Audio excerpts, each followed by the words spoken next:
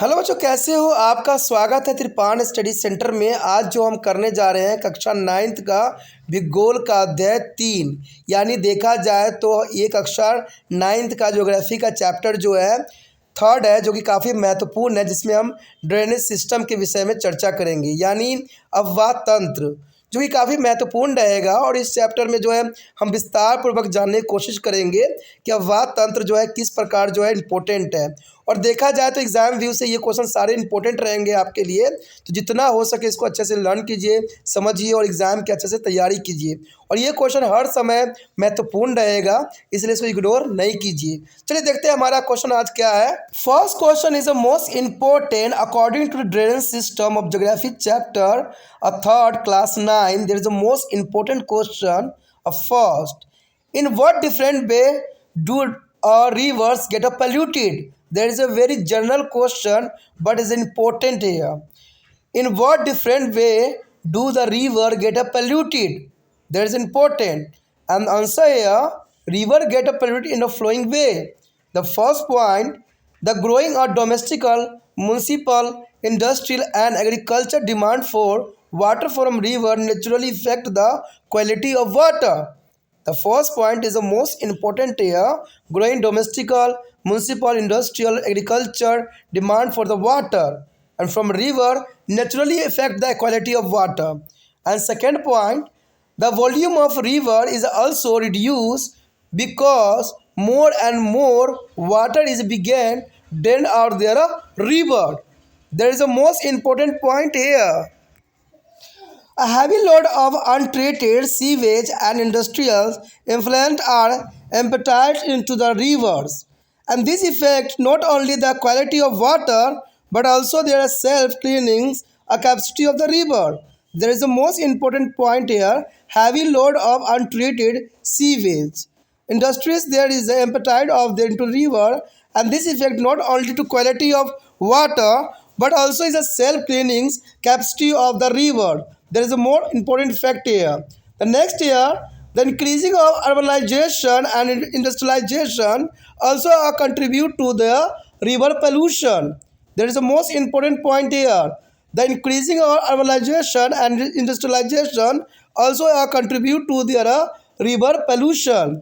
And dumping of the garbage into the streams in another case of river pollution. There is important dumping of garbage into the stream and another case of river pollution, and they are changing the life-giving river into toxic stream. That is most important here. They are changing in the life-giving river into toxic stream. यहाँ पर जो हमारा पहला question आया है काफ़ी महत्वपूर्ण है कि नदियाँ किन विभिन्न तरीकों से प्रदूषित होती है। देखिए, ये जो हमारा चैप्टर जल प्रवाह तंत्र, जो कि काफ़ी महत्वपूर्ण है, ज्योग्राफी का तीसरा चैप्टर है क्लास 9th के बच्चों के लिए, तो जो कि पेपर के अंतर्गत ये करवाया जा रहा है, जो कि एग्ज़ाम के लिए काफ़ी महत्वपूर्ण है और बाकी समय में भी काफ़ी महत्वपूर्ण ही रहेगा।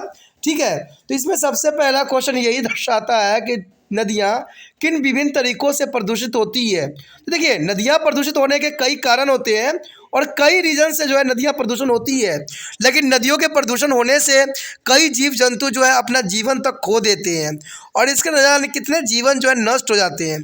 तो देखा जाए तो नदियों के जो है प्रदूषण होने के कारण कई होते हैं, जैसे नदियों में पानी की बढ़ती घरेलू, नगर पालिका, औद्योगिक और कृषि मांग स्वाभाविक रूप से पानी की गुणवत्ता को प्रभावित करते हैं। यानी देखा जाए तो नदियों में पानी की बढ़ती घरेलू, जैसे हम घरों में जो है हर तरह के कामें करते हैं तो उसके लिए भी पानी की आवश्यकता पड़ती है, नगर पालिकाओं को भी आवश्यकता पड़ती है, उद्योग के लिए भी आवश्यक होती है और कृषि के लिए भी होती है। इतने सारे मांगे और जो है पानी गुणवत्ता नष्ट होना एक स्वाभाविक बात रह जाता है। कहते हैं हमारे दैनिक जीवन में जितने ही पानी की जो है बढ़ोतरी होगी, जितने ही हमारे मांग बढ़ेगी, उतने ही पानी जो है प्रदूषित होगी। कहते हैं लोग पानी के प्रयोग तो कर लेते हैं, लेकिन पानी के प्रदूषण को रोकने के लिए कोई भी कदम नहीं उठाते हैं। आज के समय में आप देख सकते हो, चाहे गंगा हो, चाहे जमुना हो, चाहे सरस्वती हो, जो भी नदियाँ हो, सारे के सारे प्रदूषित हो गए हैं। इवन कि पानी पीने लायक भी नहीं है और इसका सबसे बड़ा कारण जो है इंडस्ट्रियलाइजेशन यानी औद्योगिकरण के कारण सबसे बड़ा इसका प्रभाव देखने को मिला है। कोई भी नाले नालियाँ जो है सभी बड़े बड़े जो नहरों में डाल दिए गए हैं, जिसकी वजह से ये प्रदूषित आए दिन होते रहते हैं। तो नदियाँ प्रदूषण होने का ये पहला पॉइंट था। अगर दूसरे पॉइंट पे हम चर्चा करें तो ये साफ हो जाता है कि नदी का आयतन भी कम होता जा रहा है।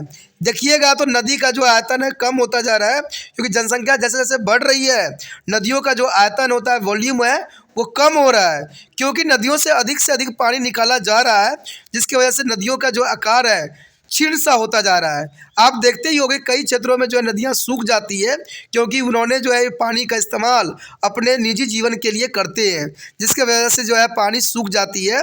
ठीक है, तो ये काफ़ी महत्वपूर्ण इफेक्ट देखा जा सकता है। यदि बात करें हम तीसरे पॉइंट के, तो ये साफ कर देता है कि अनुपचारित सीवेज और औद्योगिक अपशिष्ट का भारी भार नदियों में बहा दिया जाता है।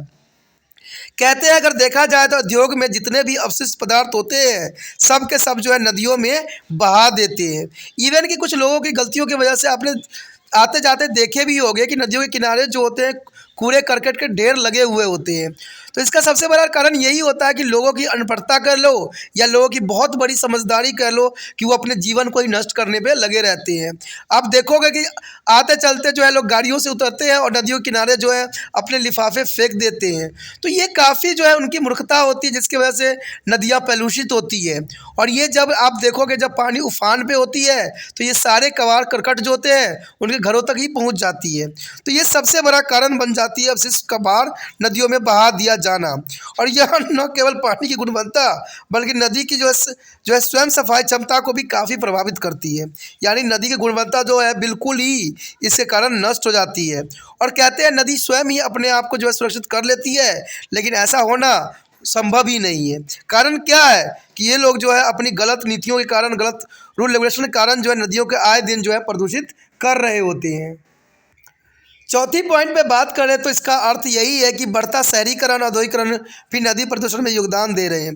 तो जनरल सी बात है, जैसे जैसे जो है शहरीकरण होगा, औद्योगिकरण होगा, तो नदी प्रदूषण होना एक स्वाभाविक बात होता है कि क्योंकि नदियाँ ही जो है पूरी तरह से जो है इंसानों के कार्यकलाप करने के लिए महत्वपूर्ण स्थान होते हैं। क्योंकि आप पुरातन समय में हो चाहे आज के समय में, आपने देखा ही होगा कि जितने भी शहर बसे हुए हैं सभी के सभी जो है नदी किनारे ही बसे होते हैं, क्योंकि नदी कई मायने में मनुष्य हर एक आवश्यकता को पूरा करने के लिए पर्याप्त होता है। तो पूरा करने के साथ साथ जो है ये लोग नदियों को प्रदूषित भी करने पे अपना महत्वपूर्ण योगदान देते हैं, जो कि उनके जीवन के लिए भी नुकसानदायक है और आने वाले जनरेशन के लिए बहुत ही विनाशकारक सिद्ध हो सकता है। कहते हैं अगर पांचवा पॉइंट की बात करें तो ये साफ कर देता है कि नदियों में कचरा फेंकना नदी प्रदूषण का एक अन्य कारण है। मैंने जैसे आपको बताया था पहले पॉइंट के अंतर्गत कि आज के समय में देखिएगा तो लोग जो है बाइक से चलते हुए कचरा जो है हाथ में लेते हैं और नदी किनारे कहीं भी फेंक देते हैं, जिसके कारण जो है कचरा फेंकने के कारण जो है नदी प्रदूषित हो जाती है। और ये आपको जनरली हर एक क्षेत्र में देखने को मिल जाएगा। कहते हैं बड़े बड़े जो है नगर है उसमें भी ऐसी गतिविधियां देखना एक आम बात बन गई है। कहते हैं बड़े बड़े शहरों में देखना ये स्वाभाविक रहती है कि लोग घरों के कचरा जो होते हैं चलते फिरते कहीं भी फेंक देते हैं।